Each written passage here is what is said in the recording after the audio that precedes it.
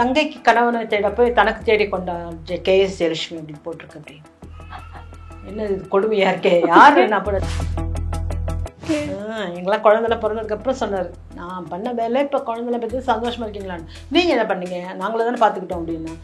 நீங்கள் பார்த்துக்கிட்டீங்க, சினிமித்திரனில் யார் போட்டாங்க மெசேஜ், நான் இல்லை போட்டேன் அப்படின்னாரு. அடப்பாவே மனுஷன், வீடு யார் வாங்கி தராங்களோ அவங்களுக்கு என் பொண்ணு கல்யாணம் பண்ணி கொடுக்குறேன். அப்போ அவங்களுக்கு அந்த சைடு இதோட வலித பாம்பு நீ கண்டுட்டு எந்தன பேடிக்கினே அப்படின்னு அது வரைக்கும் டைலாக் இருந்தது. அதுக்கப்புறம் என்ன நெளிய ஆரம்பிச்சிருச்சேன், கெட்டியாக பிடிச்சிட்டேன்னு நினைக்கிறேன். அப்படியே நெளிய ஆரம்பிச்சது, அவ்வளோதான். பட்டம் கேபி சார் இருந்தால் சரி, பாலுமகேந்திரன் சரி, பாரதி ராஜா யாராக இருந்தாலும் கையில் ஒரு பேட் இருக்கும், லெட்டர்ஸ் டைலாக் இருக்கும், சீக்வன்ஸ் இருக்கும், எல்லாம் இருக்கும். ஆனால் டிஆர்க்கு எல்லாமே தலையில் தான் வாயில் தான் இருக்கும். இல்லைங்க ஒன்றுமே இல்லை, அவன் நம்ம பொண்ணு கேட்குறான், நம்ம எப்படி இது பண்ணோம் அது சொல்கிறான், அதுக்காக நீங்கள் சம்மந்தம் சொல்லிட்டு வந்துடுங்களா, ஓகே இதை நீங்கள் சொல்லுங்கள். இப்படின்னா நம்ம எப்படி சொல்ல முடியும். அப்படி ஏறுறேன் ஒருத்த மேலே விழுறேன், நான் ஏறுறேன் மேலே விழு. அதுக்கப்புறம் 4-5 பேர் 7-8 பேராக வந்து விழுந்துட்டே இருக்காங்க.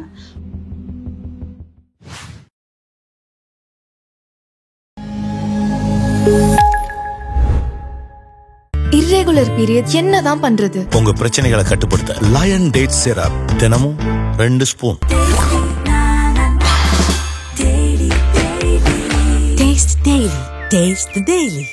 நாளஸ்மேயர்களுக்கு வணக்கம். இன்னைக்கு நம்ம யார் பார்க்க போறோம் அப்படின்னா, ஒரு லெஜெண்டரி ஆக்ட்ரஸ்னே சொல்லலாம். 70களில் தன்னோட நடிக்கிற பயணத்தை தொடங்கி நிறையா பேரோடு நடிச்சிட்டாங்க. கிட்டத்தட்ட எல்லாரோட ஆர்டிஸ்ட் கூடயும் இவங்க நடிச்சிட்டாங்க. எல்லா கதாபாத்திரையும் நடிச்சிட்டாங்கன்னே சொல்லலாம். படத்தில் மட்டும் இல்லாமல் சீரியல்லையும் இவங்க கலக்கிட்டாங்க. வில்லி கேரக்டராக இருக்கட்டும், எல்லா குணச்சித்திர வேடத்துலையும் இவங்க நடிச்சிட்டாங்க. ஸோ இவங்க நடிக்காத பாத்திரம் எதுன்னு கேட்டால் கொஞ்சம் யோசிக்கிற மாதிரி தான் இருக்கும். அதே அழகோடு இன்னுமே மெயின்டைன் பண்ணிகிட்டு இருக்காங்க. ஸோ அவங்களோட பற்றி இன்னைக்கு தான் பார்க்க போகிறோம். வணக்கம் மேம். வணக்கம். எப்படி மேம் இருக்கீங்க? எப்படி இருக்கீங்க? சூப்பராக இருக்கேன். உங்கள் மேரேஜ் லைஃப், உங்கள் ஹஸ்பண்ட் எப்படிலாம் உங்களை வந்து ட்ரீட் பண்ணார், எப்படி உங்களுக்கு சப்போர்ட்டிவாக இருந்தார்? பயங்கர A to Z அவர் தான். ஓகே, அதுக்கு மேலே வார்த்தைகளே. ஸோ லவ் மேரேஜா மேம்? இல்லை, அரேஞ்ச் மேரேஜ். அரேஞ்ச் மேரேஜில் எப்படி உங்களை இப்போ நீங்கள் ஃபுல்லாக ஆர்டிஸ்டாக நீங்கள் இருந்தீங்க? ஆமாம். ஸோ உங்கள் வேண்டாம் அப்படிலாம் சொல்லுவாங்களா? இல்லை ஆக்சுவலாக நான் எங்கள் ரிலேஷன் தான் அவங்க. அதாவது எங்கள் அம்மாவும் அவங்க அம்மாவும் க்ளோஸ் ஃப்ரெண்டு, ரிலேஷன்லேயே க்ளோஸ் ஃப்ரெண்டு. ஓகே. அவங்க மேல்மலையனூரில் ஊர் அவருது, நாங்கள் மெட்ராஸு. எப்போது எங்கள் அம்மாவுக்கு என்ன கோவம் வந்து ஏதாவது நான் சொன்ன பேச்சு கேட்கலன்னா, சொன்ன பேச்சு கேட்க மாட்டேன் போடி, நான் ஜெயத்துக்கிட்ட போகிறேன், அவன் என்னை தங்க தாம்பாளத்தை வச்சுட்டு காப்பாற்றுவேன் அப்படின்னு கோவத்தை சொல்லுவாங்க.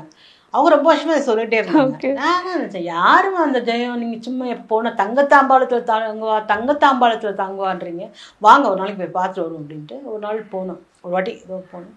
திண்டிவனம் எங்கள் சொந்த ஊர். அங்கே போயிட்டு அப்படியே அங்கேருந்து கொஞ்சம் தூரம் தானே, சரின்னு போன அன்றைக்கி அவங்க அந்த ஊரில் மேல்மலையனூரில் திருவிழாப்பில் இருக்கு. எங்களுக்கு தெரியாது. நாங்கள் போனால் நிறைய கூட்டங்கள்லாம் இருக்குது, பரவாயில்லையே நல்லா கிராமமானாலும் நிறைய கூட்டங்கள் இருக்குதுன்னு நினச்சிட்டு போனோம்.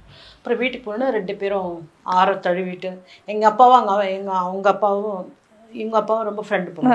அவங்க மெட்ராஸ் நாங்களாம் குழந்தைக்கும் வந்து போயிருக்காங்க, எங்களுக்கு தெரியாது. அதுக்கப்புறம் நிறைய டச் இல்லை. பார்த்தா 2 பேரும் அவ்வளோ உலகாகிதமாகிட்டு பேசிட்டு உட்காந்து சாப்பிட்டுட்டு இருந்தோம். அப்போது நைட்டு வந்து உட்காந்து சாப்பிட்டு முடித்தோடனே சரி பேசலாம் அப்படின்னு. அப்போ கேட்டப்போ சிஸ்டருக்கு ஒருத்தர் கல்யாணம் பண்ணி வைக்கணும் அப்படின்னு அவர் சொல்லிட்டு இருந்தார். யாரா மாப்பிள்ளை இருந்தால் சொல்லுங்கள் உங்கள் சைடில் அப்படின்னு சொன்னாங்க. அப்புறம் என் தம்பிக்கும் நான் ஆக்சுவலாக நம்ம ஆர்டிஸ்ட் இல்லை, மேரேஜ் பண்ணுற ஐடியாவே இல்லை.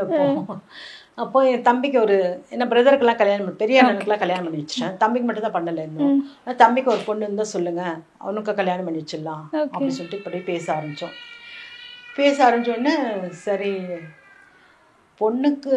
அப்போ நான் சொன்னேன், என் தம்பிக்கு வந்து உங்கள் பொண்ணை கொடுங்க அப்படின்னு சொல்லிட்டு பேசிகிட்டு இருந்தோம். அப்போ அப்படி பேசும்போது இவருக்கும் ஏதாவது உங்கள் சைடில் பொண்ணு இருந்தால் சொல்லுங்கள், கல்யாணம் ஏற்பாடு பண்ணிடலாம், என்ன 2 பேர் கல்யாணமாக முடிச்சிடலாம் அப்படின்ட்டு பேசிட்டோம்.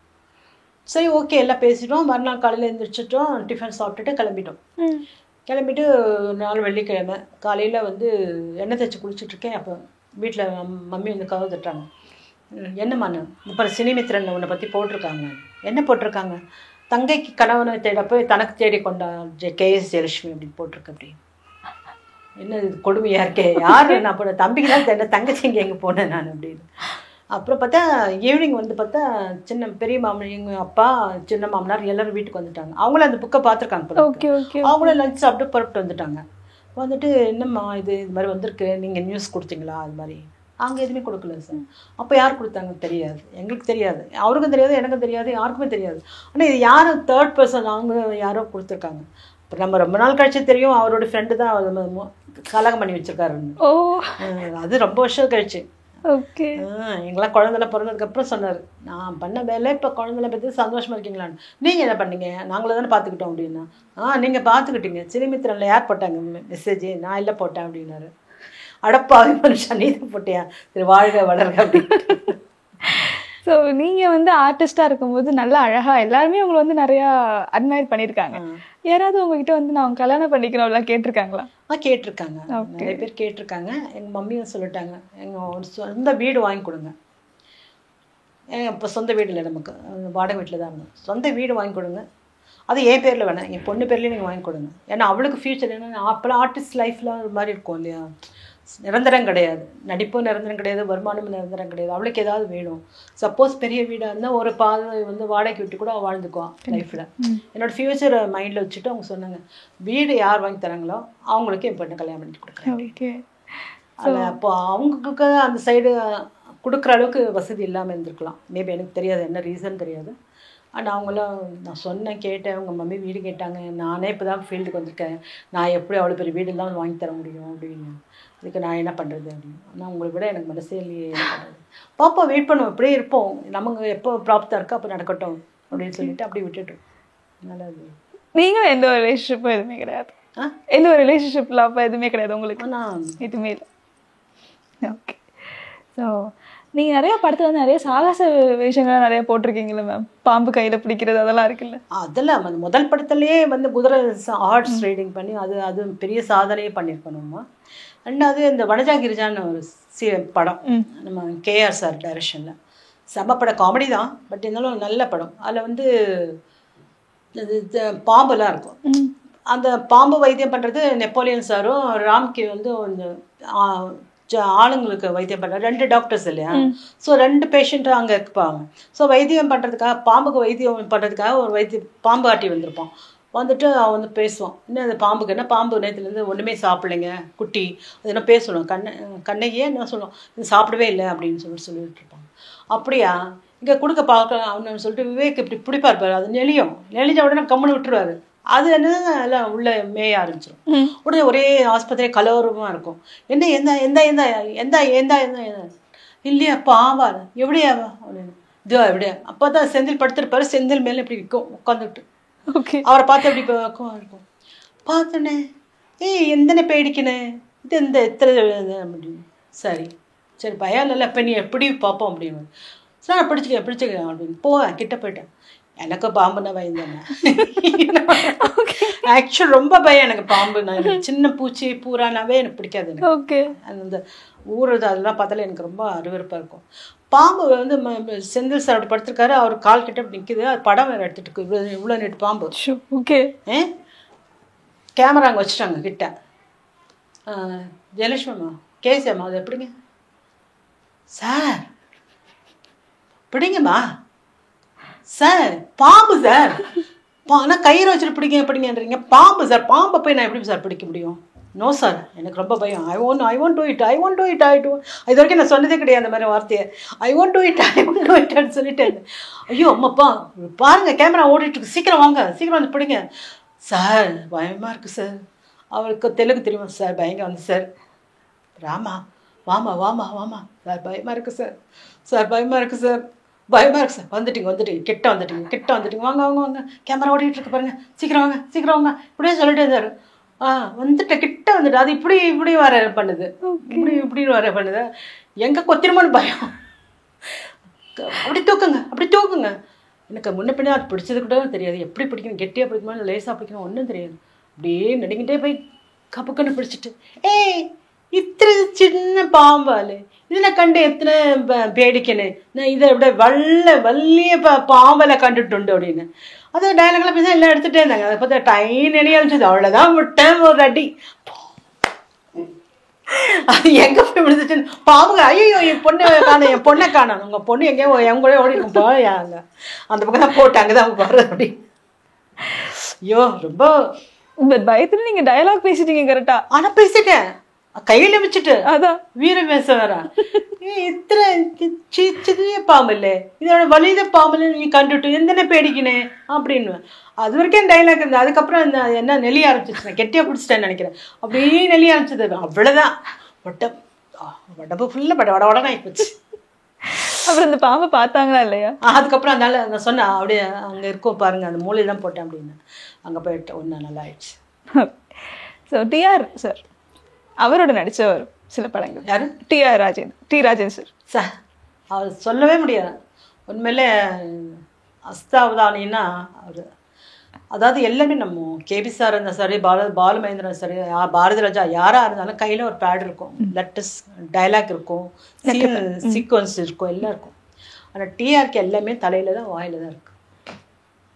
ஒரு சீன் வருவார், நான் இருக்கேன் அங்கே இருக்கேன் இங்கே இருக்கேன் எல்லாம் 4 ஆர்டிஸ்ட் இருக்காங்கன்னா வருவார். மேடம் நீங்கள் இதில் வந்து இவர் எஸ்எஸ் சந்திரனோட பேர் இவங்க வந்து அவங்க இது ரிலேஷன் அவங்க வந்து பார்க்க வந்திருக்காங்க பேச வந்திருக்காங்க. நீங்கள் என்ன பண்ணுங்கள் என்னங்க அவன் ஒன்றுமே இல்லாதவன் அவன் வந்து பொண்ணு கேட்டால் நம்ம பொண்ணை நம்ம கொடுத்துட்றதா அப்படின்னு நீங்கள் சொல்லுங்கள். ஓகே சொல்லிவிட்டு அடுத்தவங்க எஸ்எஸ்ஸாக இருக்கு அவருக்கு டைலாக் சொல்லிட இவங்க சொல்லிட எல்லாம் போய்டுவார். ஓகே டேக்குன்னு எப்படி சொல்கிறது நம்ம சொல்லுங்கள். அவர் சொன்னதே நமக்கு புரிஞ்சிருக்காது. அவர் மைண்டில் வரது அப்படியே சொல்லிகிட்டே இருப்பார். என்னங்க ஒன்றுமே இல்லாதவன் அவன் வந்து நம்ம பொண்ணு கேட்குறான் நம்ம எப்படி இது பண்ணோம் அது சொல்கிறோம் அதுக்காக நீங்கள் சம்மந்தம் சொல்லிட்டு வந்துடுங்களா ஓகே இதை நீங்கள் சொல்லுங்கள் இப்படின்னா நம்ம எப்படி சொல்ல முடியும்.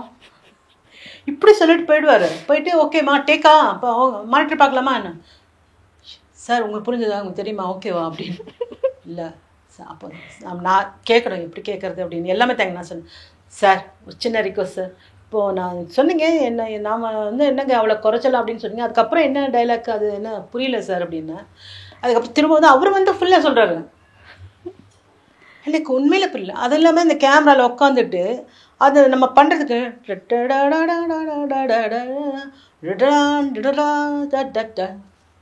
கேமராவில் இருப்பார், நம்ம ஆக்ட் பண்ணிகிட்ருப்போம், அவன் சொன்ன டயலாக் சொல்லணும், அவர் மியூசிக் போட்டு அங்கே வந்து கட் பண்ணு எடிட் பண்ணு அப்படின்னுடுவார். அஷ்டாவதானின்னா அஷ்டாவதானி தான் அடிச்சிக்க முடியாது. கடவுள் அவருக்கு தீர்க்காயுசாக கொடுத்து நல்லா ஆரோக்கியத்தோடு இருக்கணும். அவர் 3 படம் 4 படம் ஆக்ட் பண்ணிட்டாரு. ஸோ அதுக்கப்புறம் அந்த டைலாக் நீங்கள் சொன்னீங்களா கரெக்டாக சொன்னீங்களா? டைலாக்ல எனக்கு கரெக்டாக நான் தான் சொல்லணும். டேக்கனோடனே மைண்டு வேற எங்கேயும் வந்து அப்போ போகாது கரெக்டாக சொல்லிவிடும். அந்த ஒரு சின்ன டவுட் வந்து கிளியர் பண்ணிட்டேன். கிளியர் பண்ணால் ஓகே சொல்லிட்டேன். ரீடேக்கே கிடையாது. அதனால தான் அவர் தொடர்ந்து படங்கள் கொடுத்துட்டு இருந்தார். Okay so SV Sekar sir. SV Sekar sir good man, nice director. Sorry V Sekar sir அவரோட படத்தை நடித்தார். Is nice man, good man, நல்ல டைரக்டர். அவர் படம் எல்லாமே குடும்ப பாங்க அவர் இருக்கும். ரொம்ப நல்லா எடுப்பார். அவர் படங்கள்லாம் பண்ணியிருக்கேன். அவருக்கு 4 படம் பண்ணியிருக்கேன். பிறந்த வீடா புகுந்த விட தான் ஃபஸ்ட்டு பண்ணேன் நான். இல்லை அதுதான் வடிவுகர் செம்மா இருக்காங்களே அவங்களோட ஃப்ரெண்டு மாதிரி கேரக்டர். அது கவுண்டமணி கிண்டல் வரும். உங்கள் பொண்ணுக்கு என்ன சமைக்க தெரியும் அது வேலைக்காரி இருக்கா, கோலப்பாடு தெரியுமா அதுக்கு வேலைக்காரி இருக்கா, வேலைக்காரி தெரியுமா அதுக்கு வேலைக்காரி இருக்கா, அதுக்கு எதுக்கு உங்கள் பொண்ணு கல்யாணம் பண்ணிக்க அது வேலைக்காரியை கல்யாணம் பண்ணிக்கிறாரு. ஒன்று அழுத்துட்டு என்னப்பா உங்கள் ஹஸ்பண்ட் இப்படி பேசுகிறாரு. அவர் அப்படி தான் நீங்கள் விடுங்க நம்ம பையனுக்கு நான் உங்கள் பொண்ணை நான் கல்யாணம் பண்ணிக்கிறேன் அப்படின்ட்டு அவங்க சொல்லுவாங்க.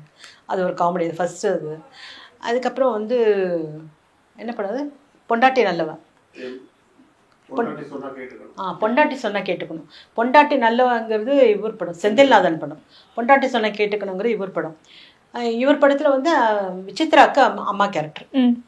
விசித்ரா கிளாமராக இருப்பாங்க. மணிவண்ணன் சார் எல்லாம் அந்த குரூப்பில் இருந்துப்போம். மணிவண்ணன் வடிவேலு அவங்க சார்லி எல்லோரும் உட்காந்துருப்போம். விசித்ரா அம்மா அது மாடர்ன் காஸ்டியூமே பாஃப் இதெல்லாம் வச்சுட்டு ஒரு மாடர்னாக இருக்கும். அது நல்லாயிருக்கும் கேரக்டர்ஸ். அதில் வரும்போது எல்லாம் பண்ணுவேன். நிறைய சீன்ஸ் எல்லாம் வந்துச்சு. அதில் ஒரு சீனில் வந்து என்னென்னா எதிராளிங்க வந்து நம்மளை வந்து தாக்க வருவாங்க. தாக்க வரும்போது எல்லாம் ஃபைட் பண்ணி எல்லாம் ஸ்விம்மிங் பூலில் குதிக்கணும். என்னையும் தூக்கி போடுவேன். நானும் குதிச்சுட்டேன். எனக்கு ஓரளவுக்கு தெரியும், கீழே விழுந்தா மேலே வர்றதுக்கு தெரியும். எனக்கு பேசி ஸ்விம்மிங் பூல் இல்லைன்னா நான் முதல் படம் கற்றுக்கணுங்க அப்போ கற்றுக்கிட்டது. அதை 10-15 வருஷம் முன்னாடி கற்றுக்கிட்டது. அது இப்போ திடீர்னு தண்ணியில் விழுந்து வரணும்னா சரி நமக்கு தான் கொஞ்சம் தெரியவே அப்படின்ட்டு நானும் விழுந்துட்டு எந்திரிச்சு மேலே வரேன். ஒவ்வொருத்தராக தள்ளி விடுறாங்க. எல்லாம் ஃபைட்டெல்லாம் கொண்டு இருப்பாங்கல்ல, நான் அப்படி ஏறுறேன், ஒருத்தன் மேலே விழுறான், நான் ஏறுறேன் மேலே விழுறேன். அதுக்கப்புறம் 4 5 பேர் 7 8 பேராக வந்து விழுந்துட்டே இருக்காங்க. நானும் இப்போ தள்ளிட்டு மேலே வர முடியல என்னால். எப்படி அவர் வடிவேல் சார் பார்த்தார், இல்லைன்னா என்ன இருப்பேன் ஒன்றா இருக்க மாட்டேன். பட் என்னோட பார்த்துட்டு ஐயோ நம்ம இது வந்து நம்ம ஆள் வந்து ஒன்று விழுந்துச்சு பார்ப்பா, அது ஏன் யாரை பார்க்கல, சீக்கிரம் யாராவது உள்ளே குதிங்க அப்படின்னு. எந்திரிச்சு வந்து அப்படி தான் மூச்சு கேட்டேன், என்னங்க நான் எந்திரிச்சு வரலான்னு பார்த்தா என் மேலே எல்லாரும் தள்ளி விட்டீங்களே அப்படின்னு. நீங்கள் உள்ளே இருக்கிறதே எங்களுக்கு தெரியலமா, நாங்கள் மேலேருந்து தள்ளி விடுறோம், அதை போய் விழுந்தானுங்க, அதுக்கு நம்ம என்ன பண்ண முடியும், இல்லை ஃபைட்டுருங்க, இல்லை தப்பு நம்ம மேலே வெயிட் விழுந்தால் நம்ம எப்படி மேலே வர முடியாதுல்ல. ஃப்ளோருக்கு போயிட்டு ஒவ்வொரு வாட்டி போயிட்டு மேலே நீந்தி அப்படி வரும்போது திரும்ப வருவாங்க, திரும்ப நீந்தி வருவோம், அப்படி வரும். இந்த இடத்த விட்டு அங்கேருந்து போகவே விடலை, அந்த மாதிரி பண்ணி விட்டாங்க.